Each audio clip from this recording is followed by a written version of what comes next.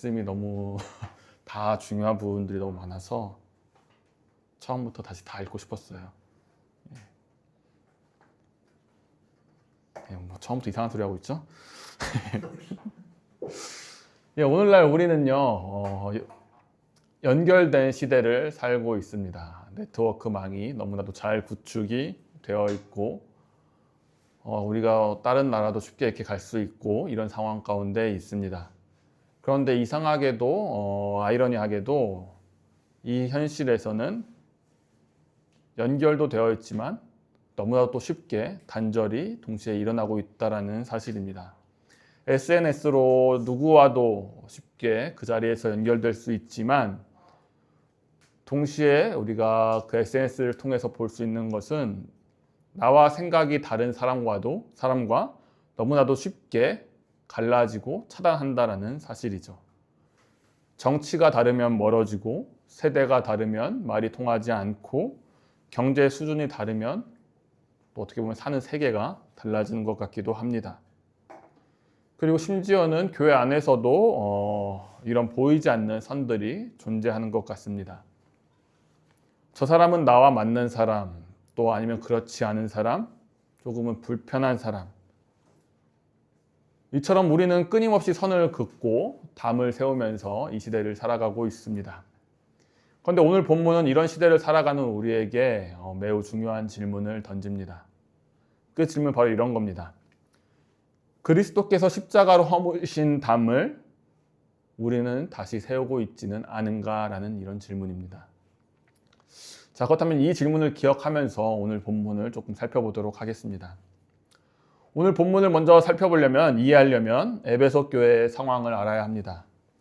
에베소 교회는 하나의 교회였지만 그 안에는 유대인과 이방인 성도가 함께 있었습니다.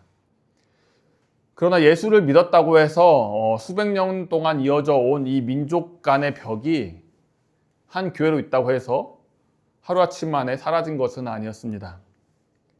유대인 성도들은 오랫동안 또 하나님의 언약 백성이라는 그런 자부심을 가지고 있었고요. 이방인 성도들은 오랫동안 배제당하면서 살아온 그런 기억들을 가지고 있었습니다.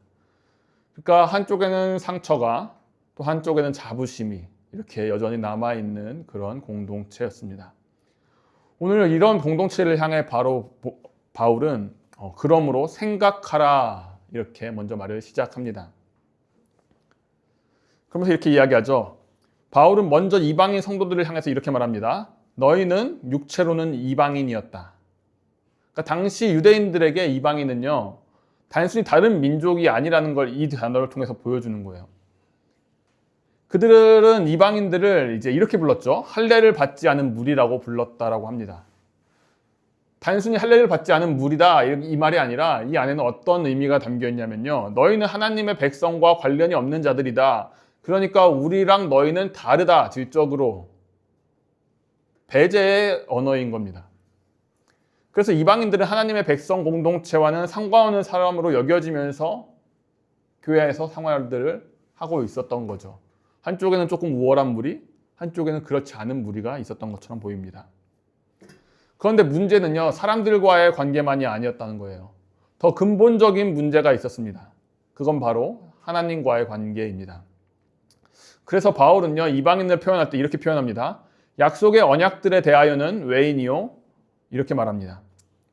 하나님께서는 언약을 통해 자기 백성을 구원하시고 함께 하시겠다고 약속하셨습니다. 그런데 이방인들은 그 언약 밖에 있었기 때문에 하나님의 약속도 하나님의 함께 하심도 누릴 수 없었습니다.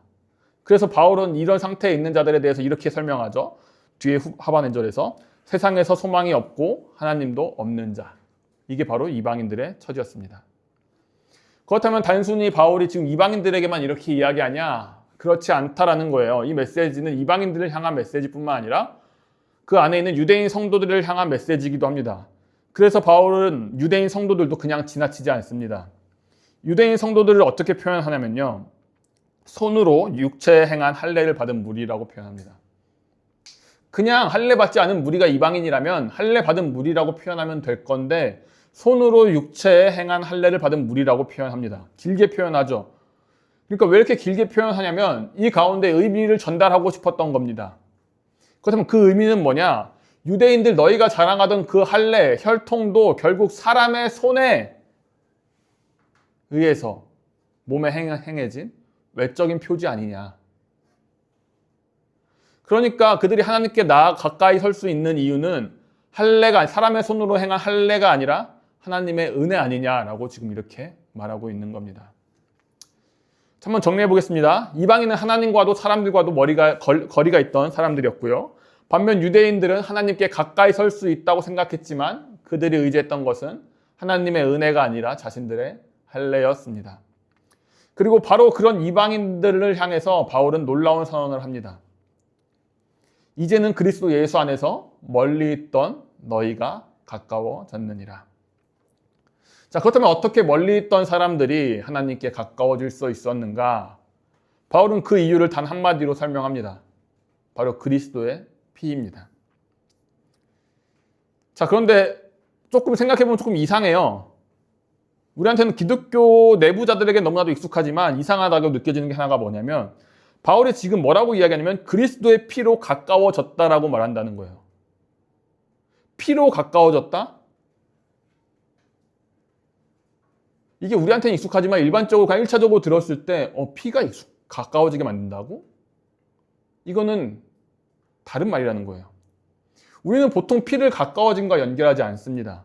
오히려 피는 거리를 만들죠. 피를 흘리면 싸움은 커지죠. 사람이 피를 보면 눈이 돌아갑니다. 그리고 관계는 멀어집니다. 피를 봤다라는 말이 괜히 있는 게 아니라는 거죠. 걷잡을 수 없이 커졌다는 뜻으로 사용되는 거잖아요. 그런데 바울은 가장 멀어져야 할 이유인 그 피가 오히려 가장 가까워진 길이 되었다라고 말합니다. 자, 왜 그럴까요? 그 이유는요, 누구를 위해 피를 흘렸느냐에 있습니다. 누군가 나를 죽이려고 흘린 피는요, 돌이킬 수 없는 관계를 만들어 버립니다. 그런데 누군가 나를 살리기 위해 대신 흘린 피는요, 가장 깊은 사랑을 보여주죠. 그렇다면 하나님께서 누구를 위해 피를 흘리셨습니까? 지난주 말씀을 우리 살펴봤죠. 에베소서 2장 앞부분을 보면 우리에 대해서 어떻게 표현합니까? 하나님과 원수되었던 자들이라고 표현합니다. 죄로 죽어 있었고 하나님의 진노 아래에 있었던 사람들입니다. 그런데 하나님께서는 이런 자들을 위해 피를 흘리셨습니다. 여기서 더 놀라운 것은 그 피가 아들의 피라는 거예요. 자식은 아버지에게 가장 귀한 존재입니다. 자식이 생기면 부모의 삶은요, 자신의 삶이 사라지고 자식 중심으로 자연스럽게 바뀌어 버립니다. 그만큼 사랑하고 아끼는 존재입니다. 그런데 하나님께서는 그 귀한 아들을 내어주시기까지, 그 아들의 피를 흘리기까지 우리를 가까이 하기 원하셨다라는 거예요. 그러니까 우리가 하나님께 가까워진 것은 그냥 하나님 우리를 사랑하셨다 이 정도로 끝나는 게 아니라 하나님이 우리를 얼만큼까지 하셨는지를 보여주는 가장 강력한 증거라는 겁니다. 그런데 그리스도의 피가 이루신 일은 하나님께 우리를 가까이 하신 것에서 끝나지 않습니다. 하나님께 가까워진 사람들은 이제 서로도 가까워졌습니다. 그래서 바울은 이어서 그는 우리의 화평이시라 이렇게 말하는 겁니다. 자, 우리는 보통 화평에 대해서 어떻게 생각하나요? 지금 이란과 미국의 전쟁이 휴전이 됐죠. 그러면 화평인가요? 화평을 우리는 단순히 이제 싸움이 끝난 상태나 갈등이 없는 결과 이 정도로 생각합니다. 부부가 다투지 않으면 화평하다고 하고 나라 사이에 전쟁이 없으면 평화라고 말하고 교회에 분쟁이 없으면 화평하다라고 여깁니다. 그런데 바울은 뭐라고 얘기하냐면요. 그리스도께서 우리에게 화평을 주셨다 이렇게 말하는 게 아니라 그는 우리의 화평이시라 라고 말합니다. 왜 이렇게 말하냐면요. 한번 생각해 보겠습니다. 만약에 화평을 주셨다라고 했다면 화평이 그리스도와는 별개로 존재하는데 그걸 예수라는 분이 어떤 선물처럼 줬다라는 것처럼 들리는 거죠. 그런데 지금 바울이 말하고 싶은 건요, 화평과 그리스도가 분리가 될 수 없다라는 걸 말하고 싶은 거예요. 그러니까 마치 예수님이 생명을 주셨다와 예수님은 생명이시다라가 다르죠. 네. 예수님이 생명을 주셨다라는 건 마치 다른 사람도 생명을 줄 수 있는데 예수님이 준 것처럼 들리잖아요. 근데 예수님이 생명이시다라는 건 생명의 절대적인 소유자가 예수님이라는 걸 말하는 거잖아요. 똑같은 겁니다. 화평의 소유자가 예수님이라는 걸 얘기하는 거예요. 예수님만이 화평을 줄 수 있다라고 얘기하는 거예요. 그래서 그는 우리의 화평이시다라고 말하는 겁니다. 그러니까 참된 화평은 그리스도를 떠나서 존재할 수 없다라는 겁니다. 하나님과 원수가 되었던 우리가 그리스도의 피로 하나님과 화목하게 되고 그 동일한 은혜 안에서 서로도 하나가 됩니다. 그러므로 화평은요, 갈등이 없는 상태를 만드는 데서 시작하는 것이 아니라 그리스도 안에서 하나님과의 관계가 회복될 때 비로소 가능한 겁니다. 그러니까 교회 안에 갈등이 생기면 그 갈등의 조정을 의견 조정으로 나아가는 게 아니라 둘 다 그리스도 앞에 서야 된다는 겁니다. 이게 건강하게 교회를 세워나가는 방법이고 그리스도 안에서 갈등을 조정하는 방법입니다. 자, 그렇다면 그리스도께서는 어떻게 원수였던 사람들을 하나 되게 하셨는가? 자, 바울은 중간에 막힌 담을 자기 육체로 허셨다라고 말합니다. 당시 예루살렘 성전에는요, 이방인의 뜰과 유대인의 구역을 가르는 실제 담이 있었습니다. 그리고 그 담에는요, 이방인이 그 너머로 들어가면 죽음을 면하지 못한다라는 경고까지 붙었다고 합니다. 그러니까 바울은 그 담을 지금 유대인과 이방인을 갈라놓는 모든 장벽의 상징으로 지금 사용하고 있는 겁니다. 근데 바울은 지금 담을요, 단순히 허무셨다라고만 이야기하지 않습니다. 자기 육체로 이 담을 허무셨다라고 이야기합니다. 그러니까 이 담은요, 저절로 무너진 게 아니라는 거예요. 이 담을 무너뜨리기 위해서 어떤 대가가 치러졌다라는 걸 말하는 거예요. 그리스도께서 자신의 몸을 내어주셨기 때문에 담이 허물어진 겁니다. 그리스도께서 십자가에서 죽으심으로 하나님과 사람 사이, 그리고 사람사와 사람 사이에 가르던 그 담의 근본의 원인이 제거된 거예요. 그래서 이어지는 15절 말씀을 보면요, 바울은요, 법조문으로 된 계명의 율법을 폐하셨다라고 말합니다. 이게 뭔 말이냐면요, 율법 자체를 없애셨단 말이 아닙니다. 이방인과 유대인을 구별하고 경계를 만들던 이 율법의 기능이 더 이상 하나님의 백성을 구분하는 기준이 될 수 없게 만들었다라는 거예요. 그러니까 원래 할례 또 그 외에 절기, 음식법 이런 것들은 하나님께서 자기 백성을 구별하기 위해서 주신 어떤 표지였습니다. 그런데 이게 어느 순간부터 이 표지가 하나님께 나아가는 길이 아니라 사람을 나눠버리는 기준이 되어버린 거예요. 그러니까 사람들이 이걸 오해하기 시작한 거죠. 유대인은 이 혈통과 할례와 율법을 자랑했고 이방인은 혈통이 없다는 열등감과 무할례라는 그 낙인 아래서 살았던 겁니다. 그런데 지금 예수 그리스도께서는 이 육체로 그 담을 허무시면서 법조문으로 된 그 율법을 폐하심으로써 어떻게 하셨냐? 둘 다 지금 그 자리에서 끌어내린 겁니다. 열등감의 자리에서 올리신 거고요. 우월감의 자리에서 끌어내리신 겁니다.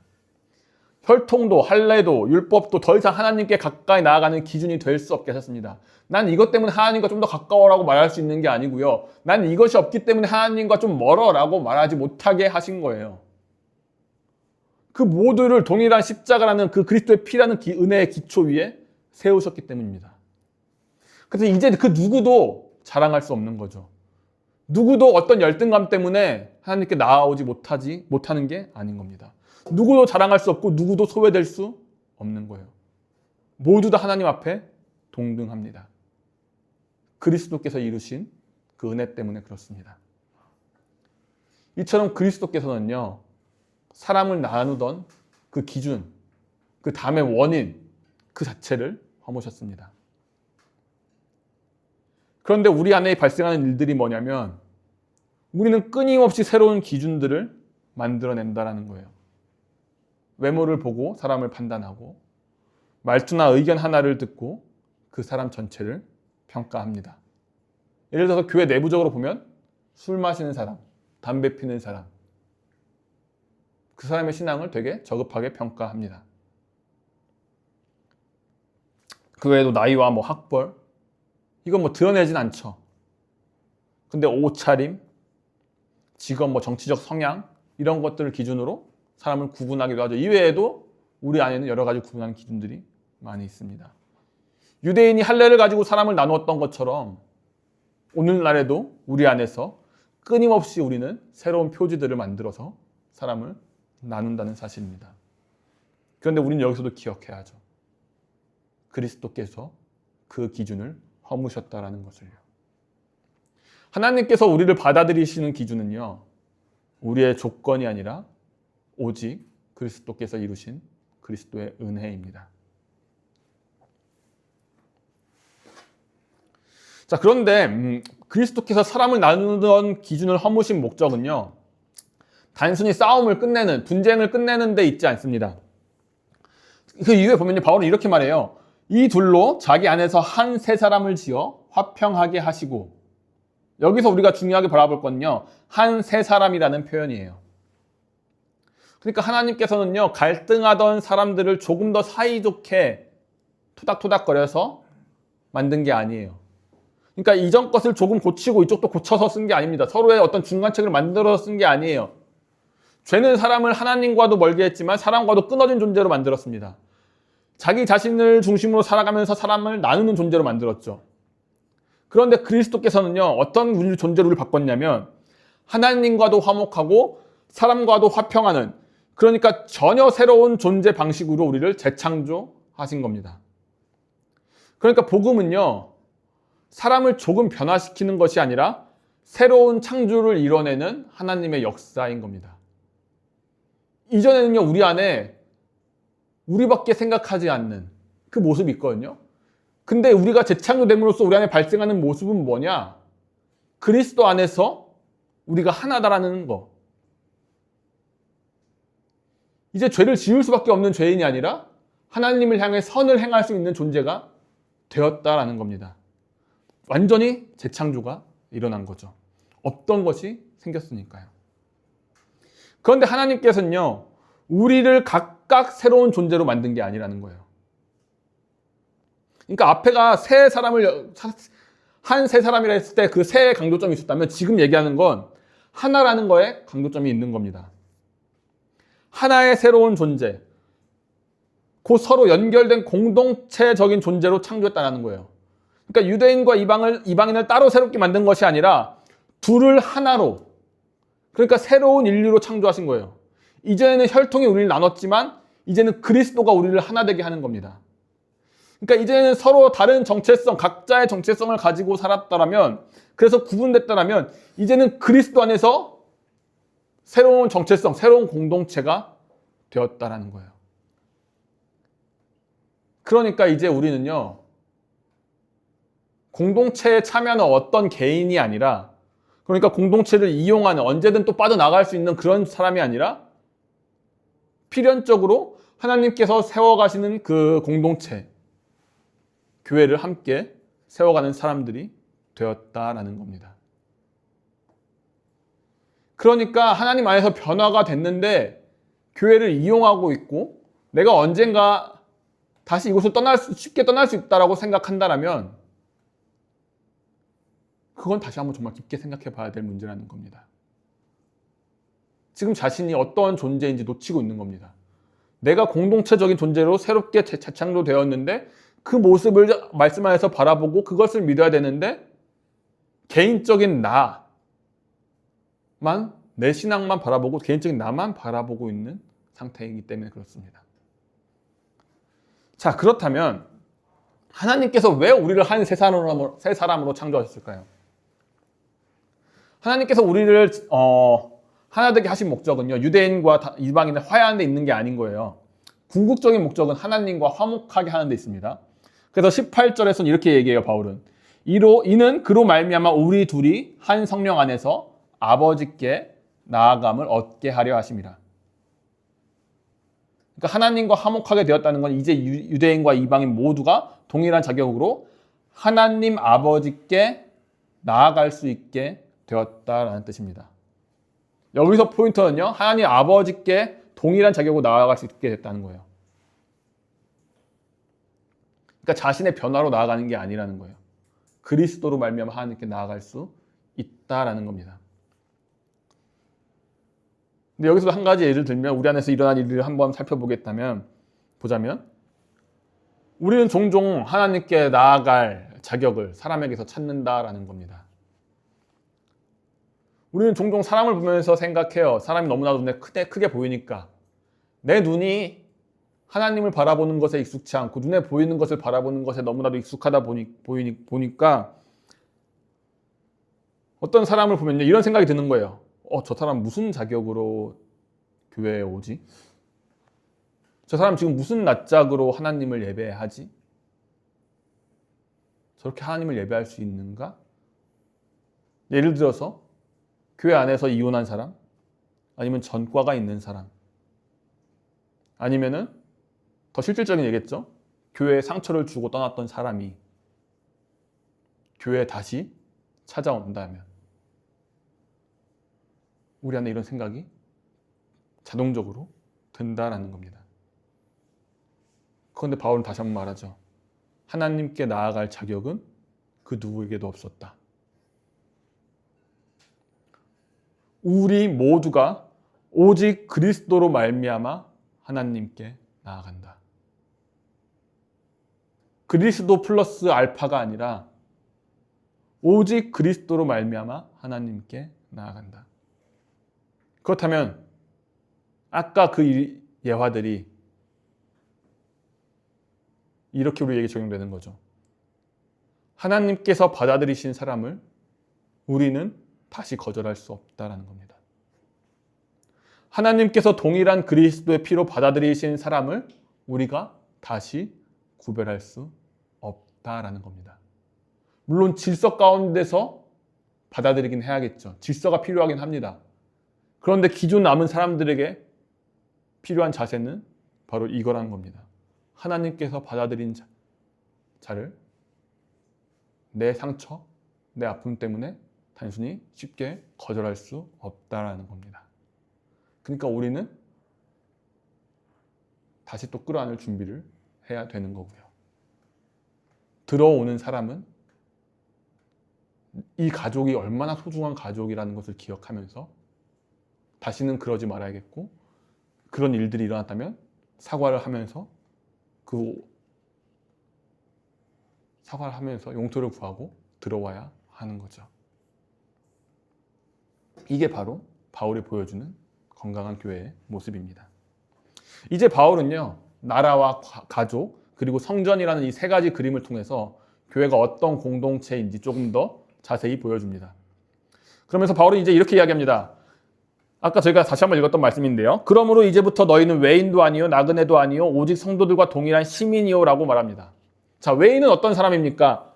공동체 밖에 있는 사람입니다. 어떤 권리와 보호도 받을 수 없고 공동체와 아무런 상관이 없는 사람입니다. 반면 나그네는 어떤 사람입니까? 그나마 조금 나은 것처럼 보여요. 공동체 안에 있는 존재이기 때문에 그래요.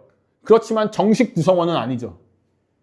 그러니까 함께 살아가고는 있지만 변두리에 있는 주변인입니다. 완전한 소속을 가진 사람이 아닙니다. 그런데 이제 하나님께서는 우리를 외인도 나그네도 아니라 뭐라고 표현해요? 성도들과 동일한 시민이 되게 하셨다라고 이야기해요. 여기서 주목해야 될 건 성도들과 동일한 시민이라는 거예요. 그냥 시민이 아니라 성도들과 동일한 시민. 사람 위에 사람이 없다는 말이 있죠. 이것처럼 이 말이 의미하는 바가 뭐냐면 하나님 나라에는 성도 위에 성도가 없다라는 거예요. 모두가 동일한 권리와 동일한 소속을 가진 하나님의 백성이라는 거예요. 목사가 기도해서요, 하나님이 더 기도를 잘 들어주시는 게 아니에요. 목사가 대표로 기도하는 이유는 질서 가운데, 교회의 질서 가운데서 기도하는 것뿐입니다. 목사가 설교를 하는 이유는 이 사람이 전문적으로 설교할 것을 배웠기 때문에 저 사람을 믿고 맡기는 것뿐입니다. 그 사람이 특별해서가 아니고요. 이처럼 하나님 앞에서는 특권층도 없고요, 주변인도 없습니다. 모두가 동일한 시민인 거예요. 그런데 바울은 이 시민에서 멈추지 않고 그 다음에 이렇게 나가죠. 우리를 하나님의 권속이라고 말합니다. 권속은 하나님의 가족이라는 뜻입니다. 자, 그렇다면 시민보다 나은 게 뭡니까? 시민은요, 같은 나라에 속한 사람입니다. 근데 가족은 같은 집에 사는 사람입니다. 하나님께서는 우리를 하나님 나라의 시민으로만 부르신 게 아니라 자신의 집으로 부르셨다라는 거예요. 그러니까 이게 뭔 말이냐면 우리는 더 이상 손님이 아니라는 거예요. 귀하게 대접받는 손님 정도가 아니라 잠시 머물다가 떠나는 사람이 아니라는 거예요. 하나님께서 우리를 자신의 가족으로 받아들이셨다라는 거예요. 여기서 우리가 이제 볼 수 있는 게 하나님의 마음이죠. 하나님은 어떤 마음이에요? 적당한 거리로 두는 것을 만족하지 않는 하나님의 마음. 외인으로만 있게 하는 것도 아니고 시민으로만 남겨두게 하는 것도 아니고 영주권만 주는 것도 아니고 우리를 자신의 집으로 부르시고 자신의 가족으로 받아들이시는 겁니다. 그러니까 우리를 가능한 한 가장 가까운 관계로 부르시는 분이 하나님인 거예요. 이게 또 우리에게 주는 메시지가 있죠. 시사하는 바가 있죠. 교회도 마찬가지라는 거예요. 하나님께서 가족으로 받아들이신 사람을 우리는 여전히 손님처럼 대하면 안 된다고요. 적당한 거리를 둔 사람처럼 대할 수 없다고요. 교회에 깊이 들어가면 상처받으니까 적당한 거리를 두자. 이게 현명하게 교회를 다닌 거고 내 신앙을 지키는 거야. 아니, 지금 그렇게 말하는 게 아니라는 거예요. 무조건 뭐 다 오픈하자 그 얘기가 아닌 거예요. 진심을 다해서 다가가야 된다는 거예요. 근데 그렇게 다가가다 보면요, 우리가 마치 고슴도치와 같아서 서로를 찌르거든요. 그런 일이 발생할 수밖에 없거든요. 그러면 분명히 상처가 나요. 그럼 우리에게 드는 생각이 뭐냐면 또 다가가면 상처가 날 것 같으니까 가드를 올린단 말이에요. 방어기제를 발동해요. 근데 이게 그리스도인의 모습이 아니라는 거예요. 상처받을 걸 알면서 다시금 다가가야 된다는 거예요.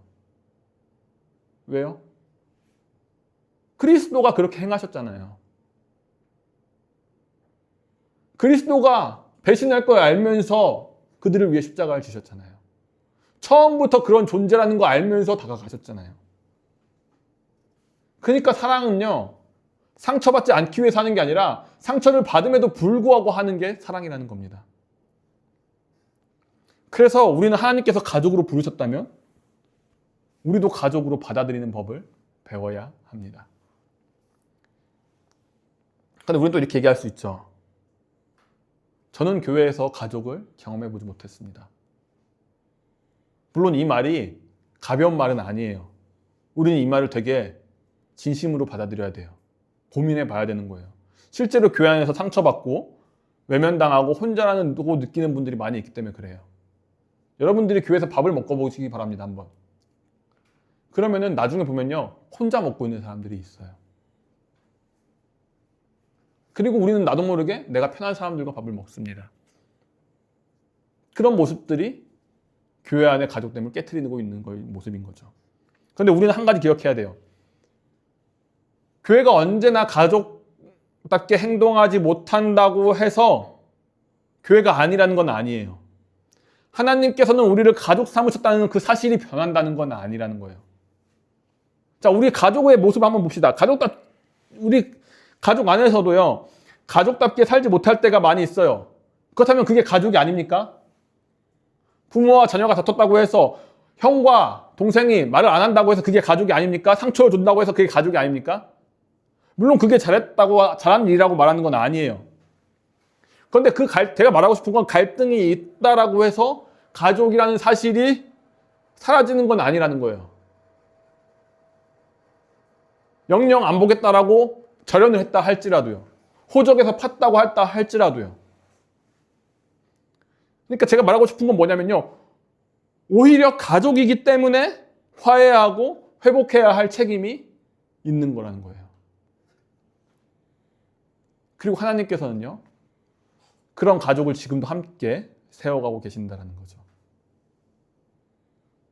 그래서 바울은요, 이제 가족에서 멈추지 않고 마지막 성전이라는 그림으로 나아가는 겁니다. 우리 머릿속에 약간 좀 이상하죠. 성전, 가족이 좀 더 밀접한 개념 아닌가? 성전이 조금 더 먼 개념 아닌가? 이렇게 생각이 들 수 있어요. 근데 한번 말씀 한번 보겠습니다. 자, 이제 마지막으로 교회를 성전이라는 개념을 설명하는데, 하나님께서는 사도들과 선지자들이 전한 복음 위에 예수 그리스도를 친히 모퉁이 돌로 삼아 교회를 세우셨습니다. 그런데 바울의 관심은요, 어떤 성전의 구조를 설명하는 데 있는 게 아니에요. 하나님께서 지금도 우리를 함께 지어져가는 성전으로 세워가고 계신다라는 거에 여기에 포커스가 있는 겁니다. 그러니까 함께 지어져 간다라고 말하는 거예요. 여기서 한 번 더 똑같은 얘기가 어떻게 보면 반복될 수 있는데 다 지금 포인트가 조금씩 다른 건데, 우리는 신앙을 이야기할 때도 내 믿음, 내 은혜, 내 신앙생활을 먼저 생각할 때가 많습니다. 지독히도 우리의 옛사람은 나만 바라보게 하니까요. 물론 하나님 앞에서 내 개인의 한 사람의 믿음은 매우 중요해요.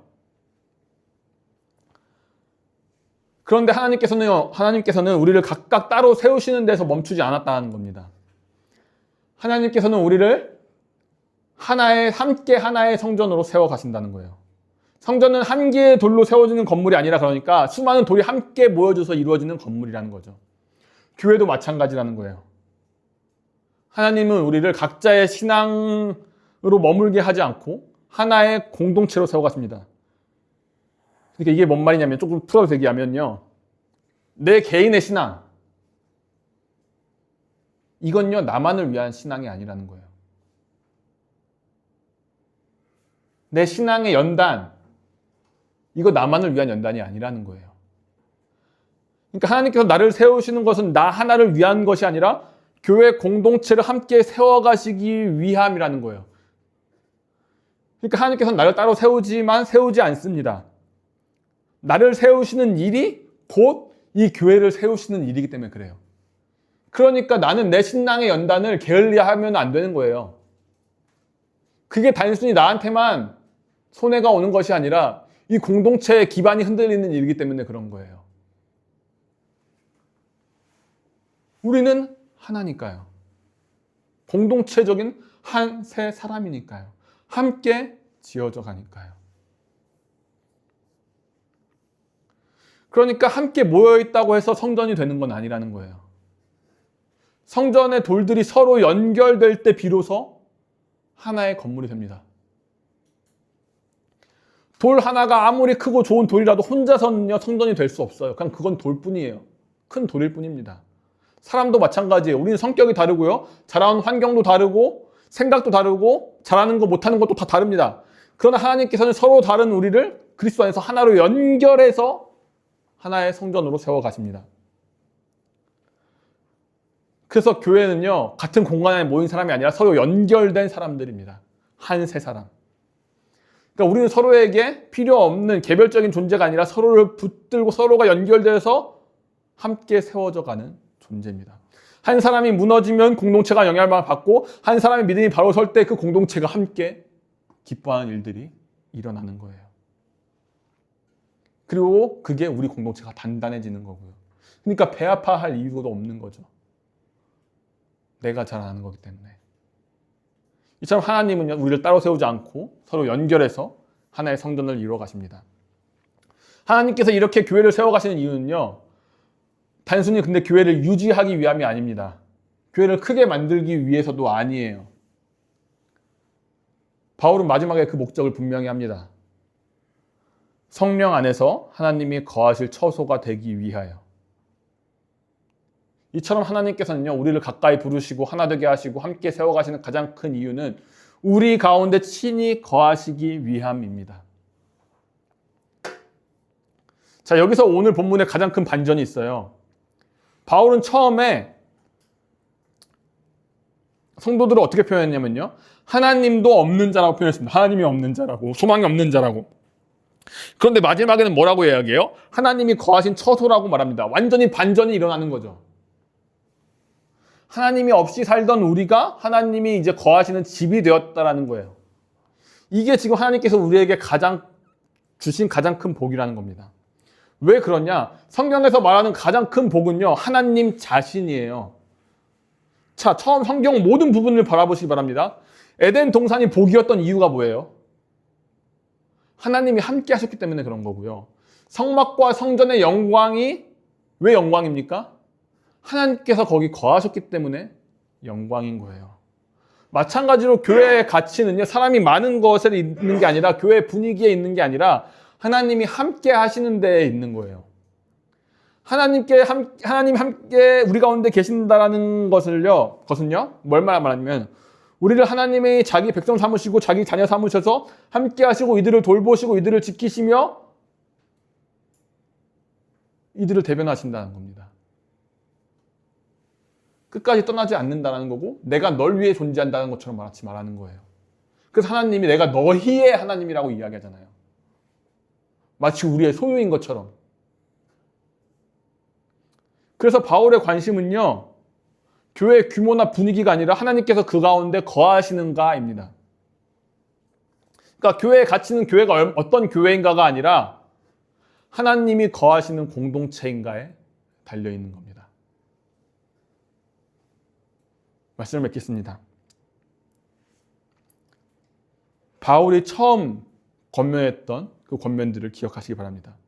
그러므로 생각하라. 이 생각하라 안에 오늘 말씀이 다 담겨 있는 거죠. 우리의 과거뿐만 아니라 그리스도 안에서 변화된 모습들, 그리스도 안에서 우리를 위해 행하신 일을 잊지 말아야 한다는 거예요. 우리는 멀리 떨어졌던 사람이고, 그런데 그리스도가 하나님께서 그리스도의 피로 우리를 가까이 불러주셨고, 우리를 갈라놓던 그 담은 우리의 노력이 아니라 그리스도의 그 몸으로 무너졌고, 우리는 이제 더 이상 다른 사람이 아니라 그리스도 안에서 새롭게 창조된 공동체라는 거예요. 그리고 하나님께서는 지금도 우리를 함께 세워가시며 자신의 집을 이루어가고 계신다는 겁니다. 그러므로 여러분, 우리가 교회를 세워가다 보면요, 수많은 일들이 발생할 겁니다. 우리도 알게 모르게 세워진 담들이 있을 거예요. 그럼 그 담을 오늘 말씀을 기억하면서 기꺼이 무너뜨리시기 바랍니다. 그리고 하나님께서 거하시는 처소로 함께 지어져가는 우리가 되기를 바랍니다. 그리하여서 오늘 본문 마지막에 말한 것처럼 하나님께서 우리 안에 거하시는 그 가장 큰 복을 누리는 우리 작은 장 큰 바다 교회가 되기를 주님의 이름으로 축복합니다. 찬양하면서 기도하겠습니다.